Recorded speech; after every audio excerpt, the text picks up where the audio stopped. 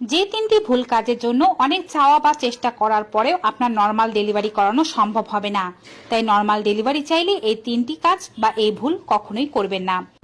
প্রথমত, normal delivery চাইলে কখনোই ডেলিভারির জন্য বা ব্যথা সহ্য করার সময় অতিরিক্ত চিৎকার চেঁচামেচি করবেন না। এতে আপনার এনার্জি লস হবে এবং বাচ্চা হওয়ার প্রসেস আরো কঠিন হয়ে যাবে। খুব বেশি ব্যথা উঠলে নাক দিয়ে লম্বা শ্বাস নিন, মুখ দিয়ে ছাড়ুন, এতে ব্যথার তীব্রতা কিছুটা কম অনুভব হবে। দ্বিতীয় যে ভুল কাজটি তা হচ্ছে ডেলিভারির প্রসেস কিভাবে আগাচ্ছে তা অনেকেই জানে না। ডেলিভারি হওয়ার জন্য জরায়ুর মুখ অন্ততপক্ষে 10 সেন্টিমিটার ওপেন হতে হবে। প্রত্যেকবার ডক্টর যখন আপনার সার্ভিক্স চেক করবে তখন জেনে নেবেন জরায়ুর মুখ কতটুকু ওপেন হয়েছে। 10 সেন্টিমিটার অথবা 4 আঙ্গুল পরিমাণ ওপেন হলে বাচ্চা হয়ে যাবে। তৃতীয় ও সর্বশেষ ভুল কাজ হচ্ছে ডেলিভারির সময় সঠিক সময়ে চাপ না দেয়া।